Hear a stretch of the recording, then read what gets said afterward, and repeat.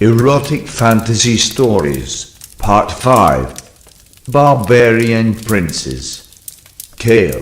The Barbarian Princess stands in the middle of the orc cave, on a heap of fallen bodies covered in the blood of her enemies and allies. Her flat chest and slim physique betray her absolute deadliness. She is wearing the traditional garb of her people, a leather helmet and a loincloth. In her hand rests a mighty battle axe, which saw little action during the combat, as most enemies were slain by her bare hands. Thousands of little cuts and bruises cover her body, but other than that, she survived the battle, completely unharmed. Her enemies faced a far worse fate. Over 100 orc warriors scatter the cave's rugged floor, and I see at least 10 of our own men lying dead amongst them. I am the group's wizard. I am responsible for throwing fireballs, solving riddles and accounting treasures, so during the combat, everyone made sure that no enemy came near me. Now, I oversee the collection of the orcs' treasure hoard. Killing monsters and taking their treasure, that is our job. It is deadly, but lucrative. Maybe we should take some of our dead companions home with us, to have them resurrected, I suggest. KO turns towards me with a grim face. Resurrection is expensive. They knew the risk. It's their own fault if they didn't manage to stay alive. That may be so, I answer hesitantly, but some of the guys got killed by you. So what? KO returns. When I enter my blood rage, I have trouble distinguishing friend and foe. They should have known better than coming too close to me. I nod. There is little sense in arguing with the barbarian princes if one wants to stay alive.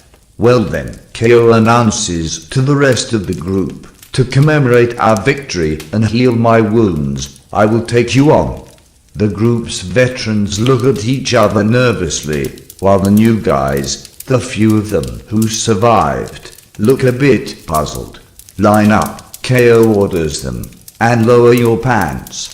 The veterans hurry to comply, and the newbies are wise enough to follow suit. I know better than to get involved in that ritual. She once told me that if I touch her, I die, and I have no doubt that she meant every word of it. KO takes a good look at the men's peckers and arrives at a decision. Okay, you will join me. The others will stand back and do their deed when I say so. She leads the two men to a free spot amongst the slain bodies and lays down on her back, spreading her legs. Here is how this works. One of you will do me, while the other one is holding me down, and you will hold me down good, because when I climax, I tend to break my mate's neck with my bare hands, out of pure lust. And I believe I did enough killing for today, wouldn't you say? The two men look at each other like sheep, led to the slaughter, which is not very far from the truth. Then they do as they were told.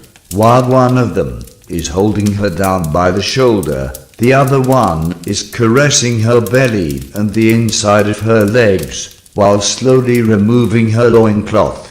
When this doesn't result in his immediate dismemberment, he grows some courage and starts caressing and kissing the barbarian prince's breasts, slowly working his way downwards. I'm ready, KO announces. You can stop now wasting any more time.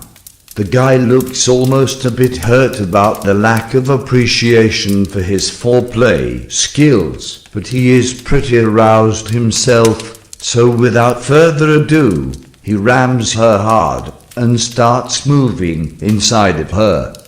I avert my eyes, pretend to be occupied with other things, but she shouts, "Wizard, Don't look away. I want you to watch. Watch closely. So I watch. Her body shakes under the thrusting movement of her male companion, but I don't see much lust on her face. It's still the same grim expression of total disdain for practically everything, especially men.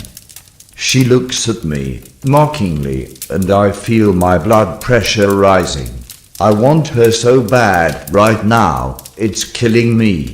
I am trying to hide my feelings, but she looks right through my disguise, and a wicked smile appears on her mouth. And then, as if this had triggered something inside of her, she starts to moan. Her body begins to curl, but the other guy holds her down vigorously. Her moaning becomes a loud scream of lust, and her body is tossing about from left to right. Then she climaxes. The guy holding her down is thrown to the side. He looked like such a strong guy, but he's no match for her blood rage. The other guy, who just came inside of her, looks a bit surprised when she sits up, grabs his neck, and snaps it with a loud crack. Told you so, she says weakly, while slowly sinking back to the ground. You, she exclaims to the rest of the guys, do your deed now.